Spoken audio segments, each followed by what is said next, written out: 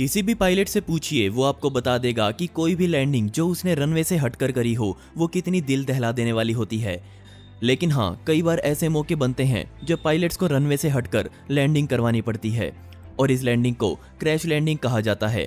लेकिन क्या हम पानी में होने वाली लैंडिंग को भी क्रैश लैंडिंग कह सकते हैं? जवाब है नहीं। कोई भी प्लेन पानी में लैंड करता है तो उसे डीचिंग कहा जाता है। और आज मैं आपको 3 ऐसी डीचिंग की घटनाएं बताने वाला हूं जब प्लेन्स पानी में उतरे और उसमें बैठे लोगों को सही सलामत बचाया गया।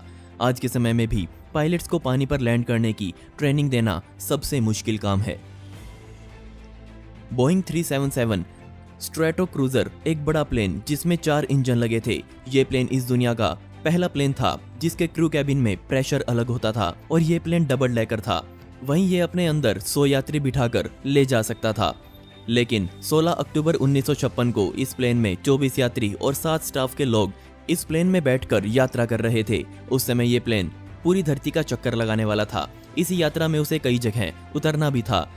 वो हानालुलो आइलैंड पर उतरा और सैन फ्रांसिस्को जाने के लिए उड़ा।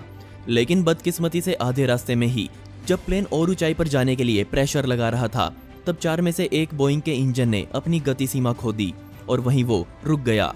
धीरे धीरे पर निश्चित रूप से प्लेन समुद्र में नीचे की ओर आने लगा। इसके बाद इंजन नंबर 4 का भी कुछ यही हाल हुआ। लेकिन फिर भी पायलट्स ने प्लेन का पूरा वजन बाकी 2 बचे इंजन्स पर डाल दिया और 5000 फीट की ऊंचाई को बनाए रखा। लेकिन ये तो प्लेन के बाहर की दिक्कत थी जो मैंने आपको बताई। प्लेन के अंदर लगा मीटर ये बता रहा था कि प्लेन में फ्यूल भी बहुत कम है। मतलब अब पायलट्स को ये अंदाजा हो चुका था कि वो इस तरह तो सैन फ्रांसिस्को नहीं पहुंच पाएंगे। अब तो डीचिंग ही एकमात्र सहारा उनको दिखाई दे रहा था। वो रात का समय था जिस वजह से डीचिंग करना कोई समझदारी नहीं दिख रही थी क्योंकि कोई भी आगे साफ तौर पर कुछ नहीं देख पा रहा था। और अब जो मैं आपको बोलूंगा उस पर शायद आप भी विश्वास ना कर पाएं, पर पायलट्स ने जहाज को घुमाया और एक बड़ा चक्कर लगाया ताकि बचा हुआ फ्यूल भी खत्म हो जाए। जी हाँ, आपने सही सुना। पायलट्स ज्यादा से ज्यादा बचा हुआ फ्यूल खर्च करना चाहते थे ताकि डीचिंग के समय प्लेन पर ज्यादा भार ना रहे। समुद्र में प्लेन उतारना कोई आसान काम नहीं है क्योंकि वहां हमेशा लहरें आती रहती हैं और पायलट्स को ऐसी 2 लहरों को चुनना था जिसके बीच वो प्लेन उतार सकें। अगर और कहीं उतारा तो प्लेन के 2 टुकड़े होना निश्चित था। जी हाँ, आपने सही सुना। तेज उड़ते हुए प्लेन के लिए उस समय पानी पत्थर की सड़क से ज्यादा मजबूत था। अगर वो लैंडिंग गियर खोल देते तो तुरंत पहियों का टूटना भी निश्चित था जिससे प्लेन में पानी भी भर सकता था। जैसे ही थोड़ी सुबह हुई पायलट्स ने डिच करने की तैयारी करी और 103 माइल्स प्रति घंटा की स्पीड से प्लेन को पानी में उतार दिया। बदकिस्मती से जहाज झटका सहन नहीं कर पाया और 2 हिस्सों में टूट गया और सिर्फ 17 मिनट में ही पूरा जहाज पानी में डूब गया। किस्मत से पायलट ने पहले ही इसके बारे में कंट्रोल रूम में बता दिया था जिससे रेस्क्यू बोट्स तैयार थे और तभी सभी लोगों को रेस्क्यू किया गया। और 1956 जैसे समय में इस तरह का काम करना वाकई कमाल था। 1963 की गर्मियों में टुपोलेव Tu-124 प्लेन अपने अंदर 52 लोगों को बिठाकर रशिया के सेंट पीटर्सबर्ग के ऊपर चक्कर लगा रहा था। वो एक रास्ता ढूंढ रहा था जिस रास्ते से वो नेवा नदी में डीचिंग कर सके। इस प्लेन के साथ दिक्कत इसके उड़ने के साथ ही शुरू हो गई थी। अगला गियर अटक चुका था जिस वजह से वो वापस अंदर नहीं जा पाया।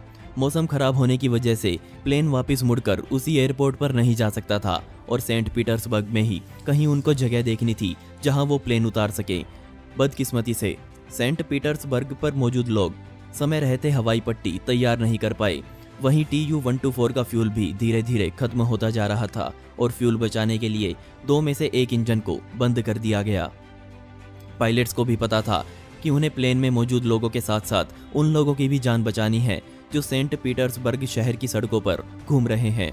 तभी नेवा नदी की तरफ पायलट्स ने अपना प्लेन घुमाया और नदी में डीचिंग करा दी और 52 लोगों को सही सलामत बचा लिया गया। ये लैंडिंग करते समय वो बाल बाल ब्रिज से टकराते हुए बचे। अगर वो वहां टकरा जाते तो प्लेन में धमाका होना तय था। दोस्तों, अभी तक मैंने आपको दोनों केसेस वो बताए जिसमें पायलट्स को पता था कि उन्हें डिच करना पड़ेगा। लेकिन तब क्या होगा जब आपको पता ही ना हो कि आपका प्लेन पानी में जाने वाला है। और ऐसा ही कुछ हुआ जापान एयरलाइंस फ्लाइट नंबर 2 के साथ। ये प्लेन सैन फ्रांसिस्को के तट के पास ही पानी में डिच हुआ। पहली खबरें जो इस प्लेन के बारे में आई वो बहुत डरा देने वाली थी। सभी कह रहे थे कि एक प्लेन क्रैश हुआ है, लेकिन असलियत कुछ और ही थी। आप शायद विश्वास ना करें, पर फ्लाइट 2 के पायलट को ये अंदाजा ही नहीं था कि वो पानी पर लैंड कर रहा है। यहाँ तक कि एटीसी ने भी इस बात पर ध्यान नहीं दिया कि प्लेन रनवे के बजाय कहाँ जा रहा है, और मौसम में बहुत ज़्यादा कोहरा होने की वजह से प्लेन रनवे से 2.5 मील दूर लैंड कर रहा था। और जब पायलट को नीचे का पानी दिखाई दिया तब तक बहुत देर हो चुकी थी।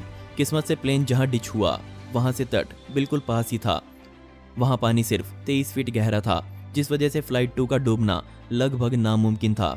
96 यात्री और 11 स्टाफ के लोग पूरी तरह से सुरक्षित बाहर निकाले गए। दोस्तों, आपको इनमें से सबसे खतरनाक घटना कौन सी लगी मुझे नीचे कमेंट सेक्शन में जरूर बताइएगा, और इस वीडियो का पार्ट 2 चाहिए हो तो कमेंट में पार्ट 2 जरूर लिखें। ऐसे ही इंटरेस्टिंग वीडियोस देखने के लिए मिस्टीरियस दुनिया को अभी सब्सक्राइब करें। मिलते हैं अगली वीडियो में। यह वीडियो देखने के लिए धन्यवाद।